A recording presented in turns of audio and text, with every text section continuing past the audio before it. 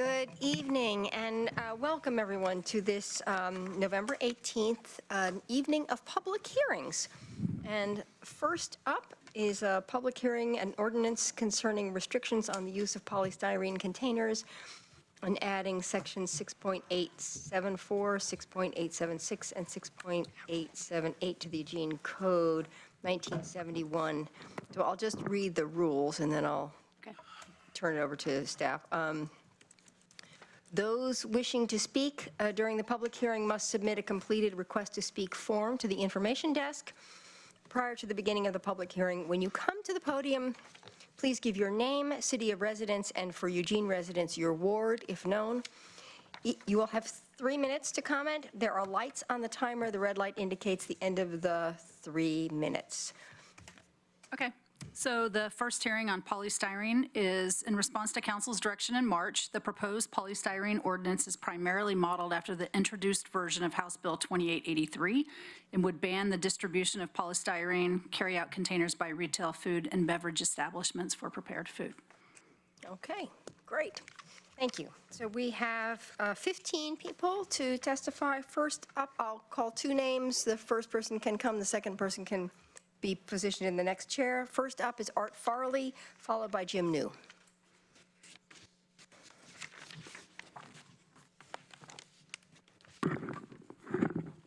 Good evening. My name's Art. Is that on? Great. All right. Good evening. My name's Art Farley. I live at 1667 Fairmount Boulevard, Alan Zelenka's ward. I'm here to represent the Sustainability Commission this evening. I want to thank the council for this opportunity to speak on this issue. A ban on polystyrene food containers would significantly strengthen the city's efforts to address plastic pollution in our environment. Why consider such a ban? Well, main problem is that many plastics and polystyrene do not biodegrade readily. Instead, they break into small fragments that persist for long periods of time in the environment. These fragments get swept away into the air and into our waters, and they work their way into the food chains of many species, including our own. Furthermore, polystyrene is based on styrene, which is a recognized neurotoxin and likely carcinogen. Several national food chains and over 60 communities around the country have already banned polystyrene. In Oregon, Portland banned polystyrene food containers 30 years ago. Florence and Medford recently adopted a similar ban as well. The benefits for the environment are obvious. As far as the economy and social equity are concerned, since polystyrene is typically less expensive than the alternatives, there is the potential for increased costs. Fortunately, other cities that have enacted polystyrene bans report minimal, if any, costs that are passed on to consumers. Many high-end brands have moved away from using polystyrene packaging for the food. A ban could help level the playing field so that lower-income consumers are not disproportionately exposed to potential toxins. We want to give a shout-out, I suppose one would say modernly, to the council for your prior efforts to discourage plastic food utensils and other things for carry-out bans, and this ban would definitely strengthen that effort. So in conclusion, the Sustainability Commission urges the City Council to enact this proposed ban. Thank you very much for your consideration. Thank you. Jim New, followed by Susan McComson. Mayor and Council, my name is Jim New. I live in Ward 7. I addressed Council on this issue a few months ago. This past summer, I was a guest in a skybox at an Emeralds baseball game, and I was amazed at the copious amounts of plastic used for beer cups, wine glasses, utensils, plates, cases of water bottles. It all ended up in the trash receptacles, but I was told it was later separated. I thought this was an incredible amount of plastic waste generated by just one baseball game of 6,000 fans, not to mention how much must be used at each football game of the 55,000 fans, basketball, softball, and all the other sporting events at U of O. This does not include the plastic hard hats and LED-filled plastic necklaces that were handed out at football games that ended up in the river and discarded in neighborhoods around the university. I inquired the university sustainability department, which took several months before I got someone to answer my question about plastics. I was referred to the manager of the Matt Knight Arena. He said the university at this time has no plan to stop using single-use plastic containers, although they do recycle after each event. The problem, he said, is Lane Apex inability to accept the plastics. Also, the Emeralds use a contractor to supply food in containers, and even though the university writes the contract, they have no say in the vending process. The manager suggested the city invoke a single-use plastics ban in order for the university to consider it. This seems hypocritical, as the university has more stringent smoking bans around campus than the city regulations impose. Also hypocritical is the university is one of the large lever shareholders, or now called the Eugene Climate Collaboration, the city is relying on to reduce their community carbon footprint to meet the goals of the Climate Recovery Ordinance. Have you yet to see their climate action plan? This is one reason the CAP 2.0 has been set up to fail, by relying on unwilling and uncommitted partners. The Eugene Climate Collaboration has no measurable targets, tracking, or enforcement procedures. I thank the mayor and council for considering a ban on polystyrene containers, which has long been overdue, and a plastic ban is an easy lift, as most conscious shoppers carry their own grocery bags. But if council is serious about reducing the community's consumption carbon footprint, passing a ban on single-use plastic cups and plates, utensils, and straws is a must. Maybe then you will see just how much of a willing shareholder the university is in the CAP. Thank you very much. Thank you. Susan McCompson, and I think I'm pronouncing that right, followed by Cynthia Mather Lee. You did very well. Oh, good. I really encourage you to pass this ban. I spent 13 years living in Puget Sound, and the rafts used to have polyethylene underneath them. And when the older styrofoam used to break off after time, and it would wash up on the beach, and I would sit and pick it out one little ball at a time. And all the studies coming out of Puget Sound now, everything has plastic in it. All the oysters have plastic in it, all the gooey ducks have plastic in it, and the fish have plastic in it, and they're just finding it in everything. And it's something we have to deal with. And there's no reason, we lived without plastic in my childhood, and it's time to go back to that and be more thoughtful about our environment. Because we have to live with it, and I don't know what that plastic is doing to young children. You know, I don't think anybody really knows what it's doing to kids. You see a lot more learning disabilities now than when I was teaching, and I suspect the plastic has a lot to do with it. So thank you for bringing it forward, and I hope you'll pass it. Thank you. Cynthia Mather Lee, followed by Karen Kaplan. Hi, I'm Cynthia Mather Lee, live here in Eugene, and want to thank councilors and Mayor Venus for your work on waste, climate change, and the CAP program, and continued efforts to do good on these areas. I have for you to pass around a little sample. It's washed, I promise. But it is a single-use styrofoam container. Basically, single-use service and foodware made of polystyrene foam, or EPS, is a health and environmental hazard from start to finish. Its trade name is Styrofoam, and to be brief tonight, I'll use EPS for expanded polystyrene. EPS leaches toxic substances, especially in hot drinks and alcohol, reheated leftovers. As you can see, it's kind of bubbly and oozy inside there. That was reheated food for less than, I think, a minute. So it affects, like I said, reheated leftovers, oily and acidic foods. The state has generally prohibited school districts from putting food into styrofoam for school meals. The Center for Environmental Health recommends not using it in its purchaser guide for safer foodware. Workers in the manufacturing of it are exposed to styrene, leading to severe illness, deaths associated with cancer and heart disease. EPS manufacturing contributes to human-caused climate change, and it leads to dangerous air pollutant on ground level called tropospheric ozone, which is associated with nausea, asthma, and bronchitis. If burned or incinerated, toxic carbon monoxide is released into the air. Recycling of this material is not practical, as these items are generated in food service locations that are often small businesses. Converting dirty EPS to oil is cost prohibitive to the average food service business and is not recyclable. The lightweight material is mostly air, chemicals, and is soiled. Used once for mere minutes, it can take hundreds, maybe even thousands of years to decompose, depending on the environment it's in. This material absorbs toxins, is fragile, it's easily broken up into microplastics, consumed by land and marine animals, causing harm, death, and ultimately entering the food chain, as my friend Art had mentioned earlier. Over 400 cities and municipalities across the U.S. have banned single-use EPS, polystyrene foam, service and foodware. And Portland banned it in the 80s. Eugene, what are we waiting for? Thank you. Thank you.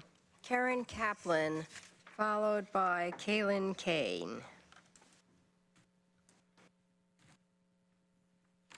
Hello, good evening. My name is Karen Kaplan, and I live in Eugene, and I'm in Alan Zelenka's ward. Thank you for the opportunity to speak. I would like to urge the City Council to adopt the polystyrene foodware ban.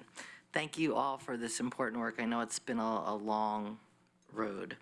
As you know, the City of Portland banned this material in 1986, with the University of Oregon actually banned it in 1988. If you look around the city of Eugene, you can already see that there are countless food establishments that have already stopped using polystyrene containers and have easily found other substitutes. The road to implementation has already started, making our job a little easier. With this ordinance, it will help finish the job and get polystyrene out of the waste stream while protecting public health. I want to point out that there are acceptable and readily available alternatives to this material, such as paper items like paper hot and cold cups, paper to-go cups, to-go boxes. Food service distributors are also carrying recycled content paper foodware items. That's items made with post-consumer recycled content feedstock. This is a really important step to help stimulate recycling by creating a market for the material that we collect. Ultimately, this helps pave the way to further waste reduction as use of reusable foodware, for example, for in-house food service. And now, you know, one of the things on this cup I noticed, and this is a Starbucks cup, of course, but it already contains 10% post-consumer recycled fiber. And I know that on the market, you can actually buy cups that have as much as 24% post-consumer recycled content. Additionally, when paper decomposes, it doesn't choke animals. It doesn't put microplastics into our bodies. It's not screwing up the ocean. It's not messing with our waterways. And then it's also not filling our storm drains. One of the things is that the city of Berkeley did a study on this, as they've been enacting some really great legislation to reduce single-use plastics. And they found that 67% of the stuff that was ending up in the stormwater drain was from single-use plastics. As a result of that, they had to increase their tax base several million dollars to deal with the amount of waste that's coming through the stormwater. So there are cause and effects in other areas. I also encourage the city to use this ordinance as an opportunity to remind businesses of opportunities to further engage by offering reusable foodware for in-house food service, offer discounts or charge for to-go items. These actions will all help businesses save money, reduce waste, and help the environment by keeping these toxic single-use items out of the waste stream and storm drains. Thank you for this opportunity to include Eugene in the endless list of cities, counties, and states that have banned this material. Thank you. Thank you. Kaitlyn Kane, followed by Charmaine Ray. Hi, my name is Kaitlyn Kane. I'm a student at the University of Oregon, but I grew up in Springfield, Veneta, and Eugene as well. So get started.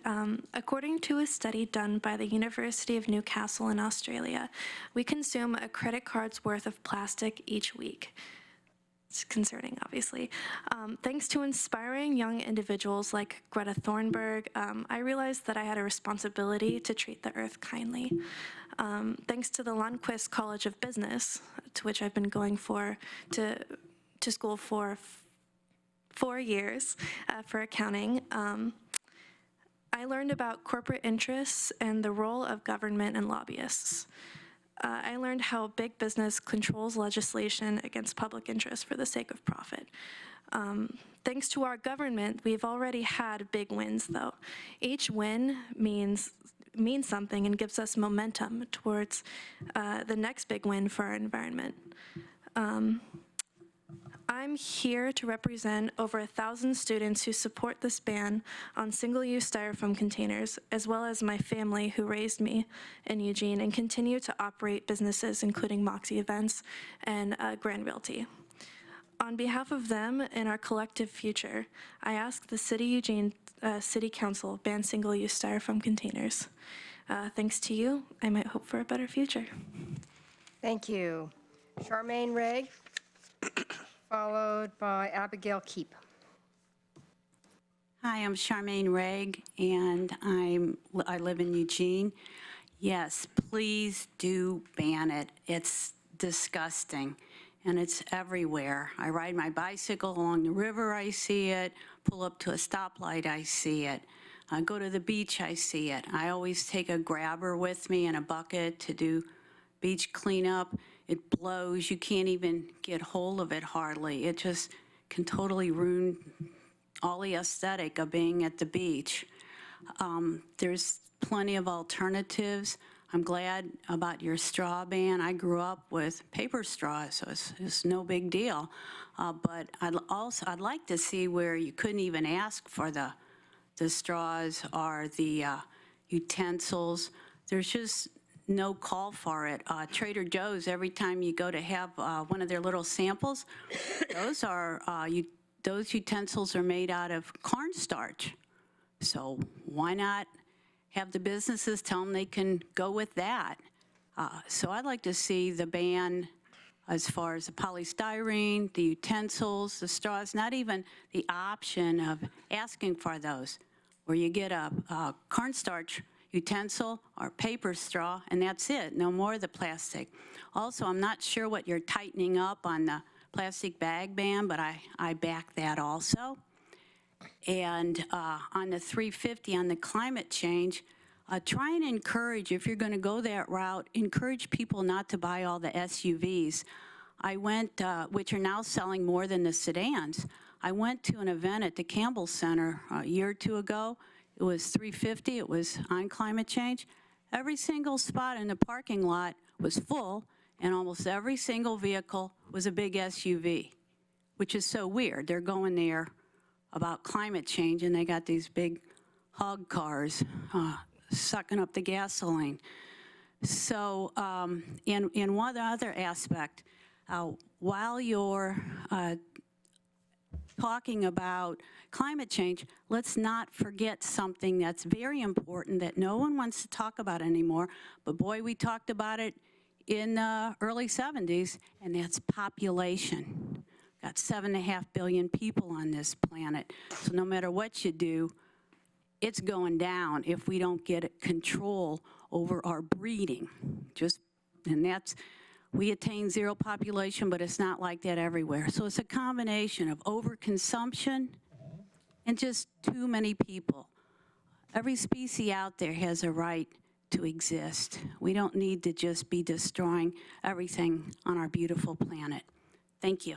Thank you. Abigail Keep, followed by Ralph MacDonald.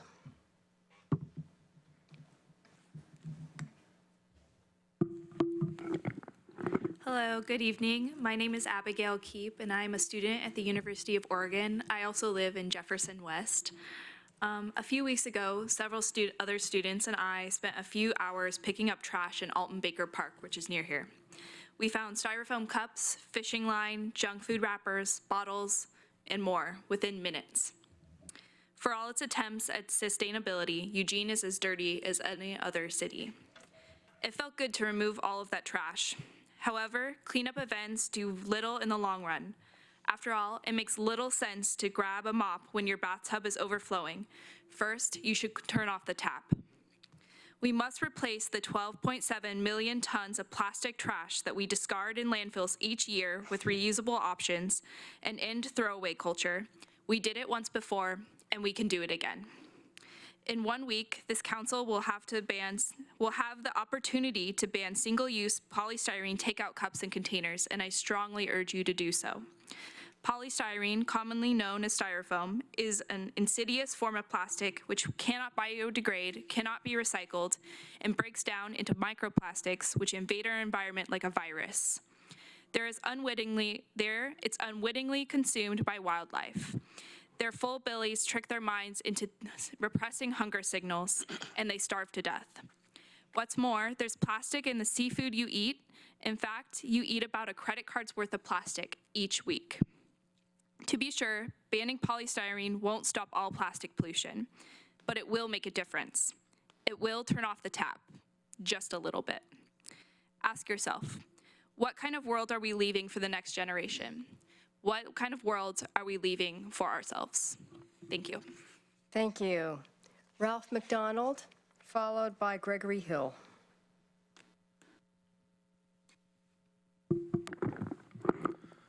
Thank you, Council and Mayor. I'm Ralph MacDonald. I'm resident of Betty Taylor's great urban forested, civically active Ward 2. And I'm speaking tonight as an individual. I'm also co-chair of the Southwest Hills Neighborhood Association and a sustainability commissioner with Commissioner Farley, who spoke earlier. I was on the committee from the commission that worked the original recommendation for a polystyrene ban and related plastic issues. I'd like to thank Councillor Taylor in particular for early discussions around this, and Councillor Semple for recommending a work session and drafting language for that as our council representative at the Sustainability Commission. I'd also like to thank Michael Wist, the city staff who has spearheaded much of this styrofoam ordinance. It's a baby step, yes, but I think it's an important baby step. And you take baby steps before you take toddler steps, and then you jump to the climate recovery ordinance, which is going to be here real soon. But it's important. I play table tennis sometimes on Monday nights, and this weekend I was asked by one of our double partners, Chris, if I was going to play tonight. And I said, no, I'm going to the city council to talk about styrofoam. And Chris said, what's with the styrofoam? You have plastic all over the city, I said, I knew he was not native, but I asked, where are you from, Chris? And he said, I'm from Indonesia. And I said, well, you mean you have less plastic in Indonesia than we have in Eugene? I thought Indonesia was where all the plastic in the oceans came from. And he said, no. I said, what do you use for your takeout? And he said, we use banana leaves. So, we can't use banana leaves, but there are alternatives, and there's commercially available alternatives. We'd like to see the county do the ordinance similar, and we've talked to the county commissioners, and nobody wants to be the bold first step, except perhaps Eugene, but the county commissioners are looking at what Eugene is going to do on this issue. We went out to the county Public Works Department, and normally I'm late for things, but I drove slowly because for this time I was early. I was actually 20 minutes early, so I drove really slowly. On the drive from downtown to the county Public Works Department out on River Road, I counted 35 plastic bags along the side of the road and 21 what appeared to be clamshell takeouts. So, they get thrown into the waste stream. They don't make it into the landfill. Sure, they'll last forever in the landfill, but they end up in the waste stream, and they end up, as earlier speaker mentioned, in our own bodies. Thank you. Thank you. Gregory Hill, followed by Hailey Coleman.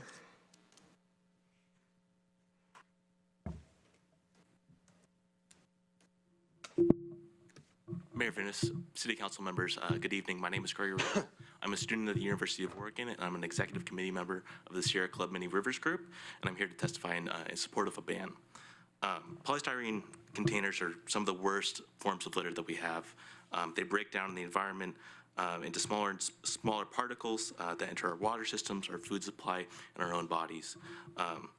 We haven't done any long-term studies about the health effects, but the chemicals that are found in these plastics have been linked to organ problems and developmental issues in children. These particles stick around for hundreds of years, and since 1950, we produced 8 billion tons, according to the Washington Post, of plastic. Only about 10% of that has been recycled. The rest of it is in our environment. Alternatives to polystyrene takeout containers already exist, and the cities of Portland and Milwaukee, Medford, Silverton, and Florence already have bans. I understand that this ordinance was based off of House Bill 2883. That was before the state legislature during the long session. And when that bill was introduced, 56 Portland and Eugene area businesses signed on in support of a ban. So businesses are already on board. So I urge you to pass this ban. Thank you. Thank you. Hailey Coleman, followed by John Desmarteau. Hi, my name is Hailey Coleman, and I live in the city of Eugene, and I am just 20 years old. And to be frank with all of you, I'm scared.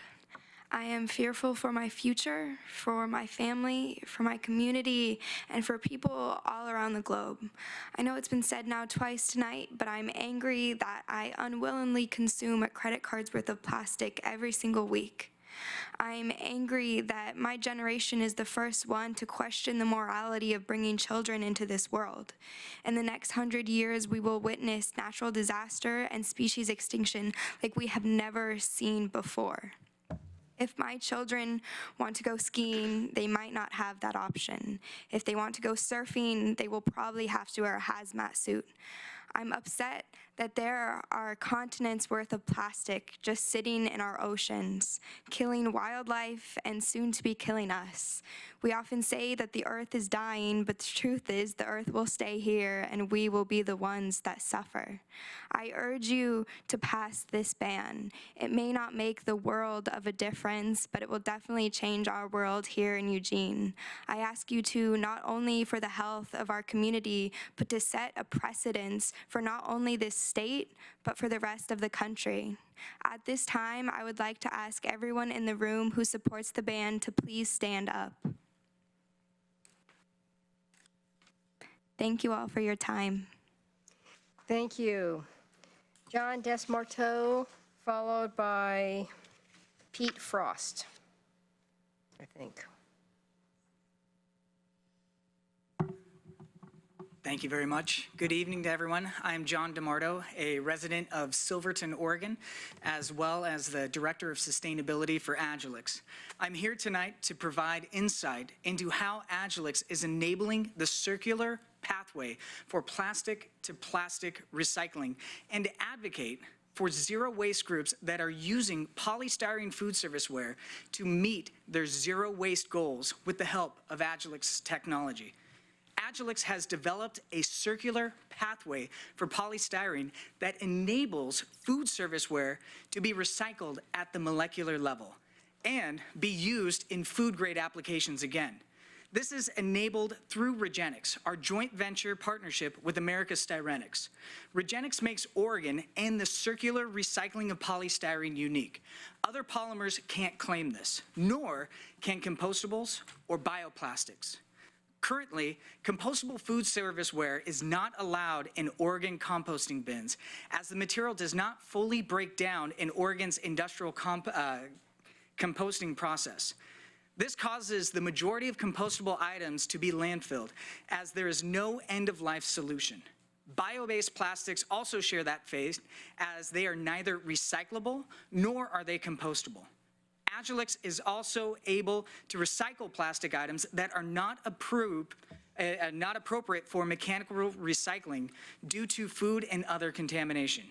We believe that the issue of waste and litter reduction will not be addressed by banning polystyrene.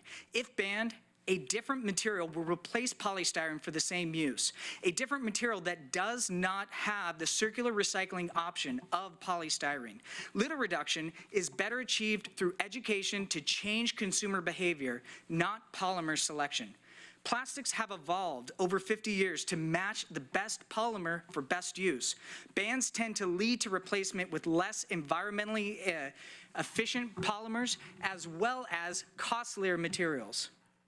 I urge you to think through the end-of-life solution for whatever will happen after this ban, as Agilix wants to work with the City of Eugene to develop programs to collect food service ware so that you are able to be part of the circular economy for plastics. Thank you very much for your time. Thank you. Pete Frost, followed by Zach Mulholland. Hey, I'm Pete Frost. I'm in Betty Taylor's ward. I'm a newly elected member of the South Hills Board, in absentia, but unanimously. What Agilix just said is about a different issue than what other people have talked about, and that is that if you put hot foods or warm foods in polystyrene, it is poisonous to children. And that is why 4J does not allow our kids to have their food in polystyrene. So the waste reduction cycle that he's talking about doesn't address one of the critical issues about polystyrene. And the other thing I want to talk about is what Hailey just said. I had prepared something different, but she talked about precedent. When I grew up here, we had a bottle bill. And I remember Clay Myers and Tom McCall and other Republicans talking about why it was necessary for this place to be different. And I say that Eugene needs to be different. And to the extent that we enact a common sense prohibition on a poisonous product for our children that cannot be readily recycled, we're setting a precedent for Taco Bell. We're setting a precedent for all of the national chains that might use that product nationally, and we're proving, as McDonald's has, for example, that you can run a business, you can make a lot of money, you can profit, but you don't have to use a product that is poisonous and is not recyclable. Thank you. Thank you. Zach Mulholland, followed by Stefan Strick. Hello, Mayor and Council. Thank you for bringing this policy forward here tonight. I will hope to speak with you again on the climate issues in the future, but tonight just talking about plastics. Thank you so much for bringing this policy forward. It's a great first step. There's so much more to do. I'm in Bethel Ward. By the way, I'm in Greg Evans District. I recently opened a restaurant. I ran a food booth over the summer. All of my to-go containers are all plastic free. So if I, as a very small food business, can do it, I think every other food business in Eugene can figure out how to have zero plastic waste, let alone just not styrofoam. So I would encourage you to look towards banning all single-use plastics here in Eugene from restaurants and from whatever other sources are providing them. On plastics, plastic bags that you'll talk about next, similarly, great idea, move forward, include restaurants, include the vegetable bags that you put your vegetables in at the grocery store. Just generally on this issue, great first steps, but there's so much more to be done on single-use plastics, getting rid of all of the single-use plastics. On recycling, please ask staff for what your options are to increase plastics recycling in Eugene. We still have not figured this issue out after China stopped taking all of our plastics. You know, if this is small bins at each household, if this is large bins at large retailers or at the bottle drop-off sites, ideally we can incorporate this into people's lives, that they're not making extra trips to drop off their plastic, that it's just an easy thing to do. So thank you so much for your work on this, and I just really encourage you to start on this, but to really expand your horizons and think about what the next step is after this. Thank you very much. Thank you. And our final speaker is Stefan Strick.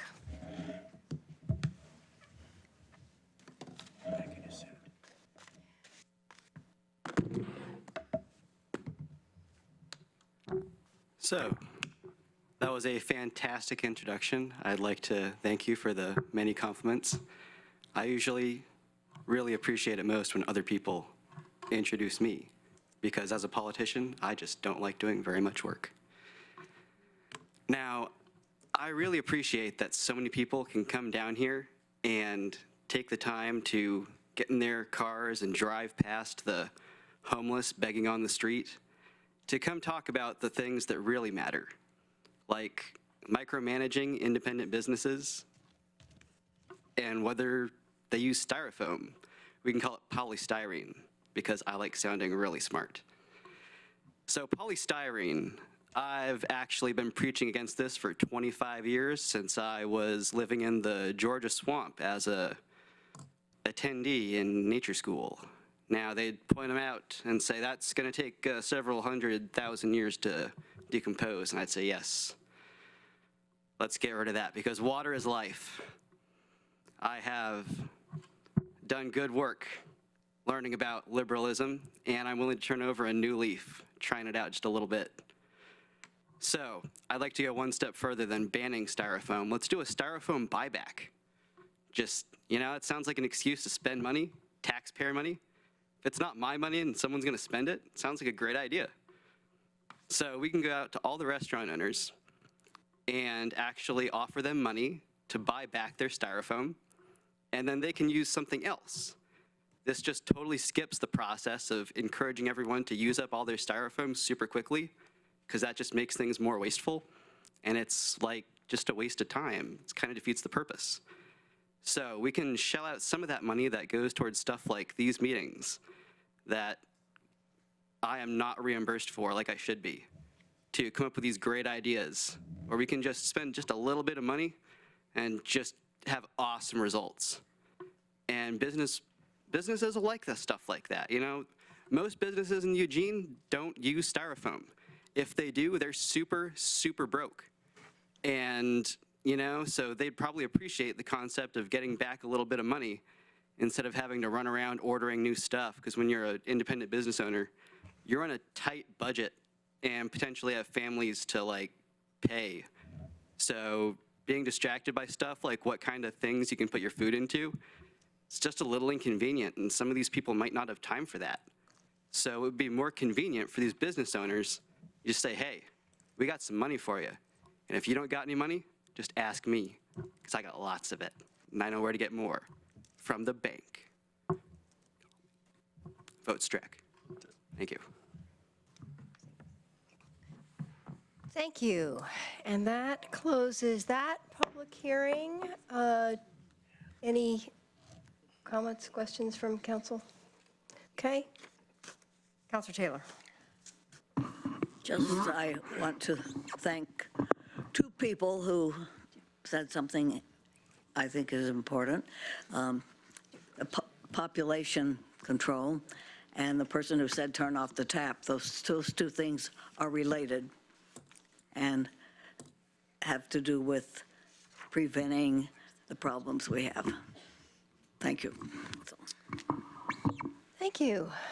All right, we are now ready to open the second public hearing. An ordinance concerning single-use checkout bags, amending sections 6.850 and 6.855 of the Eugene Code 1971 and repealing sections 6.860 and 6.865 of that code. Thank you very Manager? much. In response to council's direction in March and to comply with statewide legislation on single-use checkout bags, the city is required to amend the local plastic bag ordinance by adopting identical definitions, requirements, and restrictions as House Bill 2509. The proposed ordinance prohibits the distribution of single-use checkout bags by retail establishments as well as by restaurants while maintaining a 5-cent bag fee.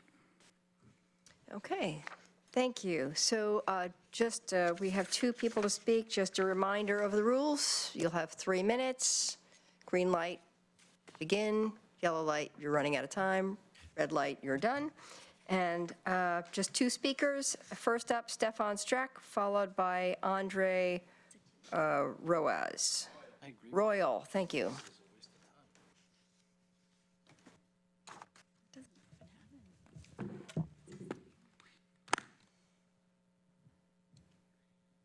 All right, so plastic bags, this was totally my next subject, because I've actually been an advocate for plastic bags. They actually can be recycled.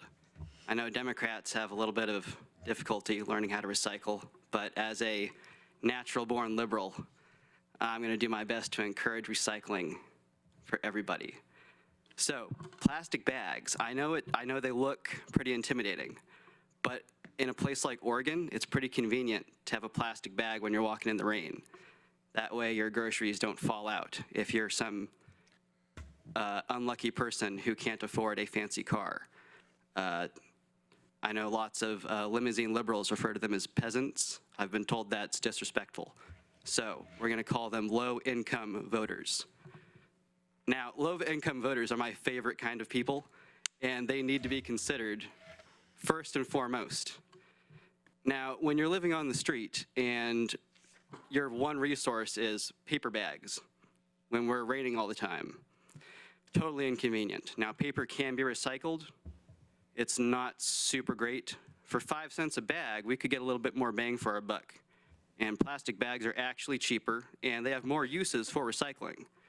Now, some people might say we do things differently here in Eugene with the tent cities and vagrancy, borderline anarchy, and incredible attention to people's shopping excursions daily and what they put their food and or groceries into.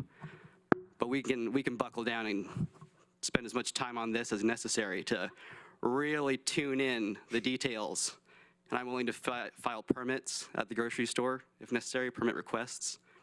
We can petition to see, who gets what size bags, and if they really need it, we can assign a committee to this.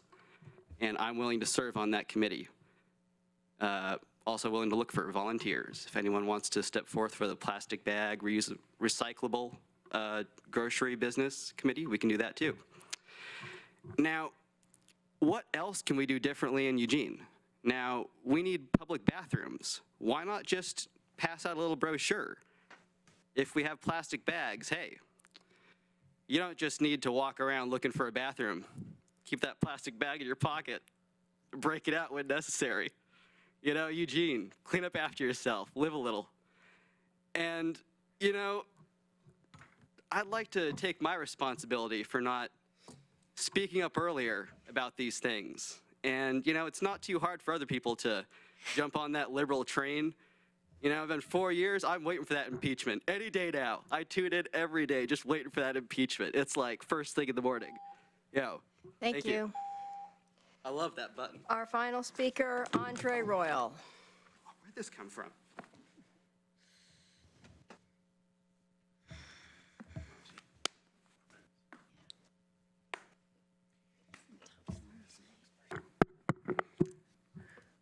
Welcome, everyone here, distinguished members of the council and Comic Relief. I do want to say what I'm going to talk about involves everything as far as how we contain and how we eat and how we deliver these services. And one thing that people aren't thinking about is that's changing. We're eating less meals at home around a dinner table. We're actually probably eating about 2/3 of the meals in transit. And so it doesn't matter if you take a plastic container or a plastic bag, there's going to be delivery services. And that's the one thing that I haven't heard anyone talk about is the Grubhubs and the DoorDashes and all these things. So we can politicize it, or we could be honest about what's happening in our infrastructure. So we're going to have all these deliverable services, and we need to at least consider it going forward. I'm not here to pick sides. I'm just here to point out the maybe not so obvious. And there's my background. So I've worked in food service. I've been involved in working with emergency children's shelters and all these other places where people aren't making decisions of how they are consuming or how they're producing waste. It's decided for them. So just going forward, let's not just focus on the individuals and vilify particular demographics. Let's think about the group think as a whole and realize there's a whole nother area that's not being addressed. Thank you. Thank you. And that closes that public hearing. Are there any councilors wanting to comment? Councilor Semple. Thank you. Thank you to everybody who came to speak to these two important changes. And I'm especially happy to see the Osberg students. A couple months ago, I had the lucky chance to go teach a class with them. And so thank you for coming out. I taught you well. Councillor Zelenka. It's good to see Pergers. As a former Perger, keep up the good work. Two questions. When would both of these ordinances take effect?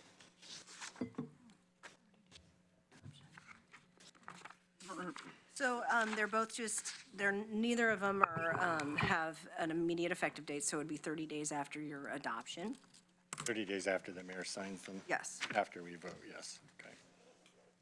Okay. So if I got this right, and for people at home, the plastic bags ban expansion is to comply with state law, and to do that would mean that all plastic bags basically in the city of Eugene, the ones that are there for fruit and vegetables at the grocery store, or frozen foods or prepared foods or pharmacy bags or laundry dry cleaning bags are no longer permissible. Is that?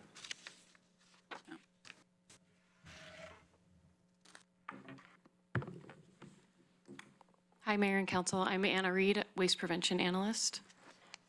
So no, the state's legislature, which this ordinance was modeled after, excludes those items that you refer to. Yeah, I know they do. I was playing off of Mr. Schreck and being satirical. I think that those things actually should be banned, because this doesn't do a whole lot. It has a couple of exemptions to it. Maybe you could outline exactly what the difference is between ours and the state ban. Sure. So the primary difference is that it expands to restaurants, because restaurants were exempted through our 2013 plastic bag ban. And actually it is single-use checkout bags. So that's any checkout bag that isn't a recycled paper checkout bag, a reusable fabric checkout bag, or a reusable plastic bag. Okay. Those are the primary. Thanks. Anybody else? All right, I think thank you all very much for coming and testifying. It was helpful to hear your comments. We appreciate your taking the time, and we are adjourned.